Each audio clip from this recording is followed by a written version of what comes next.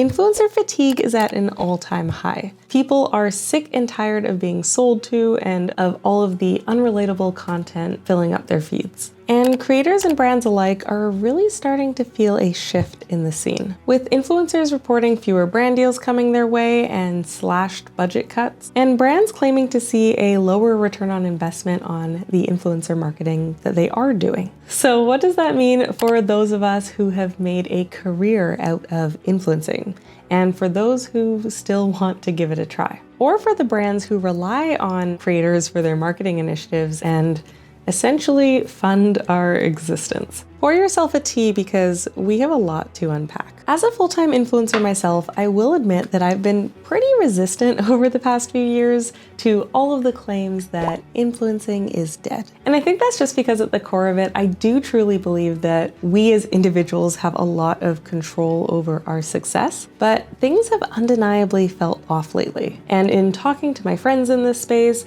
both on the brand side and the creator side, I'll admit it's looking pretty bleak out there.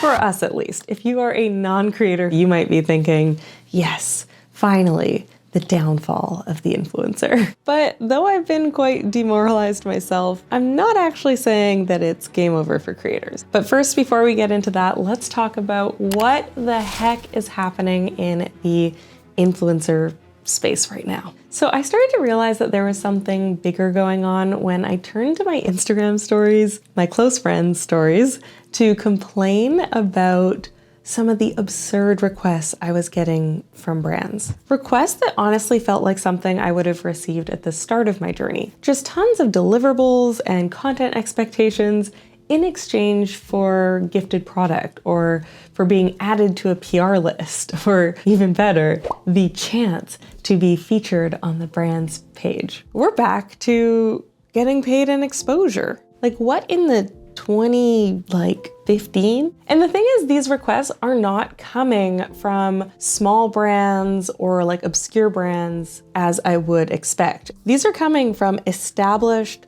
big brands who you can walk into like any Sephora and find. Brands who undeniably had tons of experience in compensating influencers for the content they were creating. And when I shared this, I got a tidal wave of messages from my friends who were also creators saying like, same here, what is going on? I haven't received a paid offer in months, and also sending me screenshots of some of the absurd requests that they were also getting from big household name brands. And so understandably on the creator side, this makes the future like really unsettling because it feels like we've regressed, like we've been demoted. They still see the value of the content we're creating and our audiences and want to use us for their marketing initiatives, but don't want to pay us for it. But interestingly, on the other side of the spectrum, I was scrolling through TikTok and saw a take from the brand's perspective, where this creator, Ren Reports, who works in influencer marketing, is saying, what the heck is going on with creators? We're putting tons of money into collaborating with them, and they're no longer seeing the same results. I'll link the full thing in the description if you want to see it. But essentially she's saying that influencers are not converting the way they used to. And as you saw in the text overlay, like, why do influencers all suck right now? A lot of influencers in her replies were blaming the briefs that brands give us. And honestly, I do completely relate to that. Sometimes they are just incredibly strict and stifling. But I think there's so much more going on, a combination of things that are contributing to this influencer bubble popping. First and foremost, anti-influencer feelings. I feel really grateful that I have managed to escape a lot of the hate, but 5 minutes scrolling through my feed and reading other people's comments, some of them are nasty. There are 3 main reasons why people say they hate influencers, and while I think that these reasons are actually quite valid, I think there's actually deeper reasons behind them, which we'll get into in a sec. The first reason being the economy. You know, it's incredibly rough right now. Cost of living is at an all-time high. So it's understandable that people are turned off by people whose entire job is seemingly to recommend products for them to buy, products that they might not be able to afford. Likewise, as influencers proceed along their journey and take it full time, they become increasingly less relatable. There's a lot of perks from this job. I get sent so many free products that I could have only dreamed of receiving at the start. I've been flown places, I've got exclusive access to events, and as I do so, I know that I'm getting more and more unrelatable to the average person scrolling on social media. And that's kind of an interesting paradox with creators in general. 99% of us start out, just posting stuff on the internet just like any other person. And this weird thing starts to happen where as you grow and become more successful and potentially start earning enough to be able to finally buy a lot of things for yourself, you actually don't have to buy them because brands are just going to give it to you. It's very weird. And again, unrelatable and an understandable turnoff, especially in this economy. The second is the state of the world. We're really in an unprecedented time where we can be scrolling through social media and one swipe, we're getting somebody's beauty haul. The next, we're seeing atrocities happening on the other side of the world. So I think that's something that causes a emotional and mental whiplash. And as humans, I don't think we were meant to consume that much in such a short period of time, let alone process such contrasting emotions back to back to back. And I think it's the unfortunate reality of social media now being where the majority of people get all of their information. They're getting their news there, they're getting their entertainment, they're learning there. And all this information is being served to us at the discretion of the algorithms. We don't get to pick and choose what we consume on an individual content level. If we're scrolling through seeking out information on a political or human rights issue, we can easily be force-fed something completely opposite. And so naturally, it is really jarring to be seeing people flaunting a very soft life, or to see somebody talking about something as frivolous as skincare or clothing or what they had for lunch that day. And so naturally, people scrolling through are going to be you are so out of touch. And I'll be honest, I don't have an answer to that one. I'm still navigating it myself as a creator. I don't have an answer for it. Okay, and the third thing, which I really want to push back on people, is that it's anti-capitalism that is fueling the hate for influencers. While I would say that is a valid, sound argument towards influencers, again, whose job it is to promote products. Tell me why there are massive threads and TikToks and everything dedicated to rejoicing in the fact that self-proclaimed haters, when recommended a product by an influencer, will go out of their way to not use their affiliate link. They will go to Amazon in incognito mode just to avoid that influencer getting credit and, dare I say, 10 cents of commission. Because really, that's all they're probably getting on a beauty product. That's not anti-capitalist. That is just petty anti-influencer. You still saw value in their recommendation that they spent time on either researching or discovering for themselves, but you don't think they deserve that 10 cents. You would rather that whole purchase go to Amazon or whatever other retailer that you're gonna buy from. Don't get me wrong, I do think there are people out there reducing their consumption, looking to make their own things themselves or try to buy as sustainably as they can. But if we're being honest, a lot of people aren't walking the walk. Okay, all of that being said, I do think those three things are contributing factors to the shift we're seeing in the influencer economy. If more and more people find them unrelatable, they're not gonna take their recommendations seriously, then brands aren't gonna get the return on investment they want, and influencers aren't going to get paid, and fewer people are going to succeed at this thing. But I don't think it's the whole story. Because if we're really being honest, those three arguments could have been made, and honestly were still made, from the start of influencing emerging as a thing on the internet. So what do I think is the driving force behind all of this? Something that has had a massive ripple effect on the current state of the creator economy is that the bar to becoming an influencer has lowered significantly. If we dial it back to the early days of blogging, which I think were some of the earliest examples of, your everyday person gaining influence, you likely needed a little bit of money and a little bit of know-how to get a blog up off the ground and running. A lot of those bloggers too had high quality content. Like all of their photos were likely shot with a DSLR, making the barrier to entry and success a little bit harder. Then we look at YouTubers. Yes, a lot of the early content was pretty lo-fi, but still the creators who were getting paid and landing brand deals and crazy opportunities definitely had some solid video editing know-how, likely again had a camera and like a decent lighting setup. Now, all you need is this. And due to the more raw, unfiltered nature of TikTok, you don't even need to be that creative. People were gaining audiences right, left, and center for simply following trends, where you didn't really need to do much concept drafting, audience research, keyword research. Again, low barrier to entry. And I hate the word saturated, but that's what this space has become. We can't deny that the internet is dense with content creators. And in this denseness, I think we really lost a sense of purpose. People are now creating content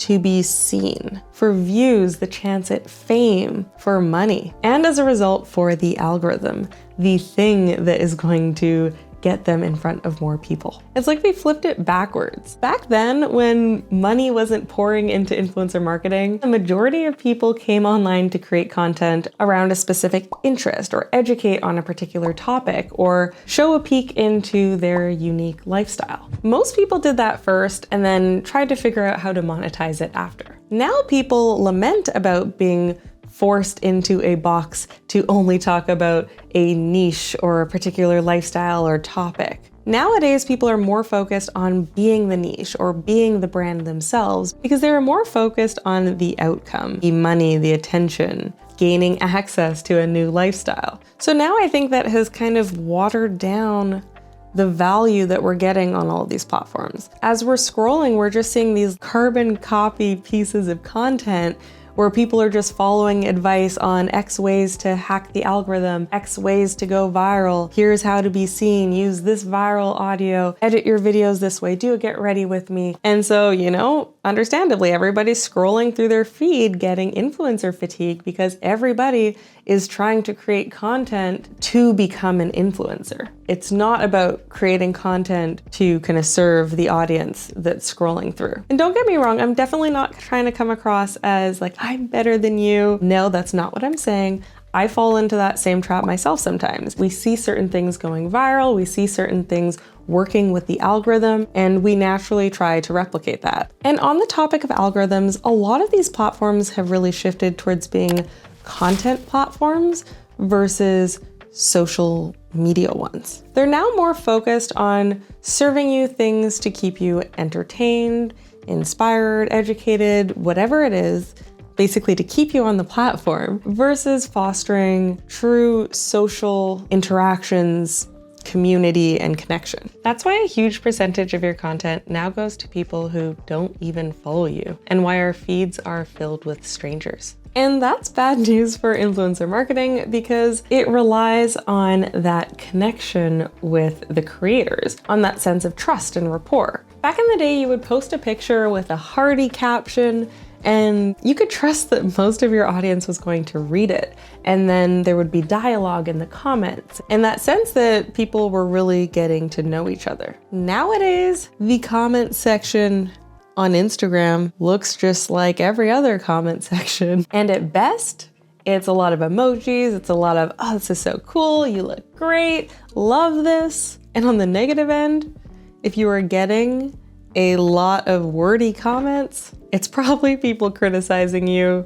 or arguing with each other. So that's why I think we're seeing a huge shift on like the influencer side of things. But I want to take a quick look at the brand side, beginning with the rise in UGC content, which in my opinion is often done poorly and cheaply, and both undercuts traditional influencers and puts out a higher volume of content that feels heavy-handed and salesy, which adds to the influencer fatigue because when the average person is scrolling through TikTok and sees an ad of somebody trying to sell them something, They don't think, oh, this is a UGC creator. They just think in general terms, influencer. But brands like it because it is cheaper. Why pay influencers thousands of dollars to create something when the algorithms are a hot mess, so you're probably gonna have to boost it anyways, when you could pay UGC creators hundreds of dollars to make some content and just boost the heck out of it to get the views that you want. The reality is that is kind of a false equivalence. There are a lot of other benefits to working with influencers. Ideally, if a brand is taking the time to find the right one, they have that trust and rapport with their audience. It helps the brand maybe break into or gain favor with a demographic they haven't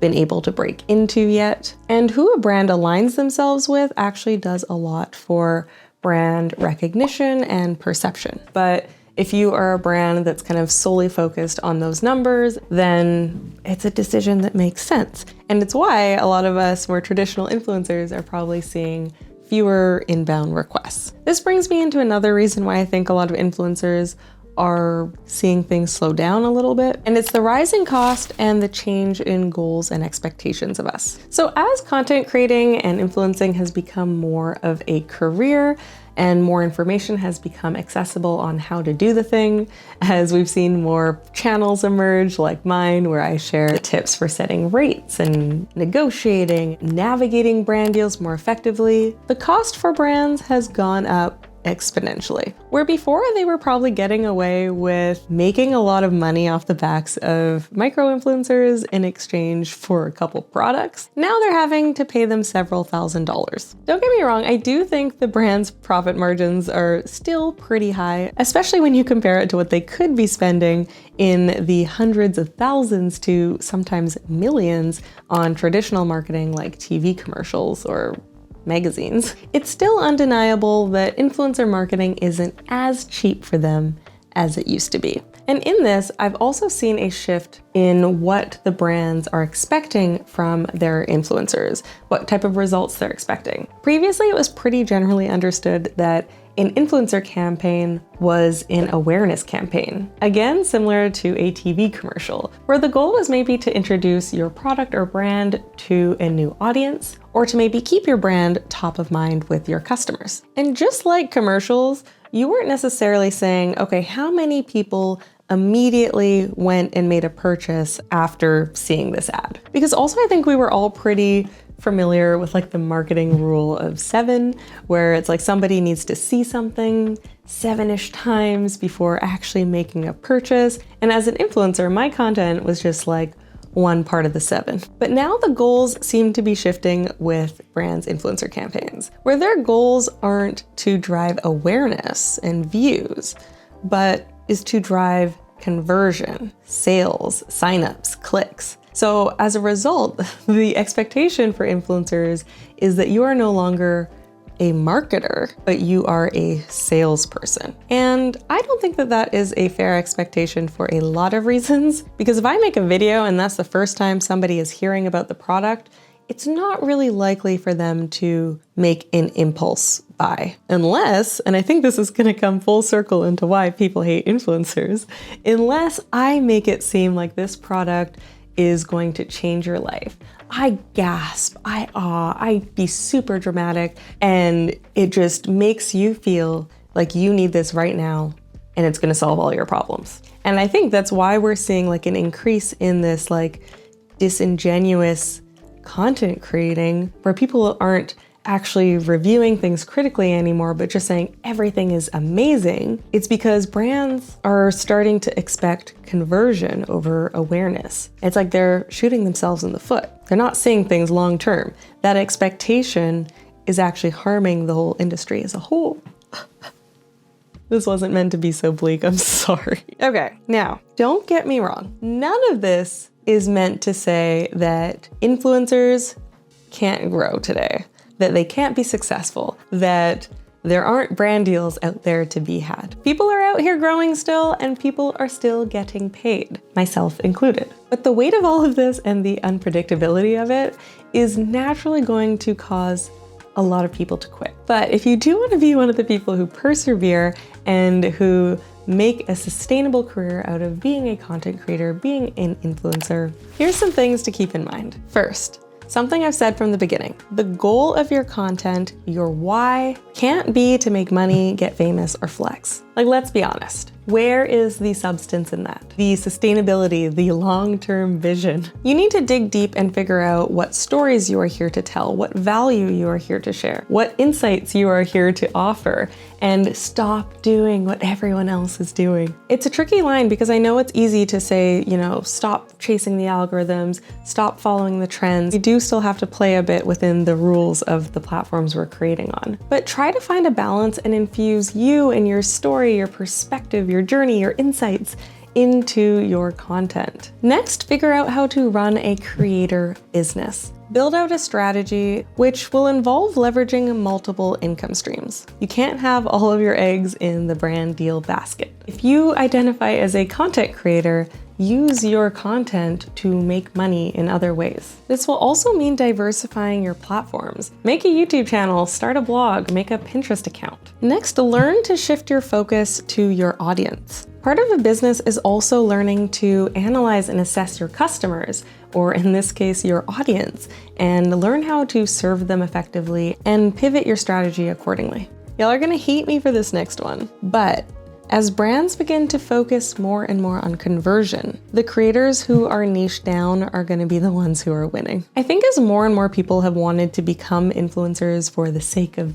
being an influencer, they've also chased the idea of breaking out of a niche and becoming the brand, which, while has a lot of benefits, dilutes your overall focus and message. For example, if you've grown your audience by talking about 100 different things, then that is 100 different reasons that somebody might have hit follow. And if a brand deal wants to work with you based on one of those points of interest, then the content is only going to appeal and potentially convert 1% of your audience. And conversion rates are usually like 1% anyway, so you're only converting 1% of that 1%. Whereas if you're only known for talking about a handful of things, the brand is probably going to see a higher conversion rate on a brand deal with you, and therefore be more likely to want to work with you. This next one is more of a prediction than anything concrete, but I've heard some whispers around the internet that high quality content is going to make a comeback, which honestly makes a lot of sense. I think as people are getting just so tired of seeing all of the sameness on their feed, they are going to be keeping an eye out for content that feels like it took effort, that it took craft, that it took knowledge to create. And I think that's why we're going to see quite a shift towards high production content again. Personally, I'm starting to notice it in the content that I'm consuming. As I'm scrolling through, the things that I'm actually starting to save and engage with and want to know more about the creator is content that just feels so well put together. It feels really cinematic, or the storytelling really stood out. And I think it's a skill that's going to be an asset for those who want to create content long term. And finally, I just want to say, I don't think that the concept of content creators and influencers is going to go away. People are always going to be seeking out information and advice and entertainment. And so there's going to need to be somebody to fill that void. I just think that it's becoming more competitive. And I think like the wake-up call is just that in order to survive, influencers, creators, whatever you want to call us, are going to have to be offering something different. We're gonna have to be creative. We're going to have to tell our own stories. We're going to have to add value. And we're gonna have to be more focused on the community, the craft, and our audience. It can't be about us. Like, if our only goal in this is to lift ourselves up, of course that's gonna turn everybody off. This is a lot. This was supposed to be just like a cheeky 10-minute rant, but apparently I had a lot to say. If this didn't turn you off from wanting to be a content creator, this whole channel is dedicated towards teaching you how to be one, hopefully in a sustainable, ethical way. That's all. Thanks for watching. Until next time.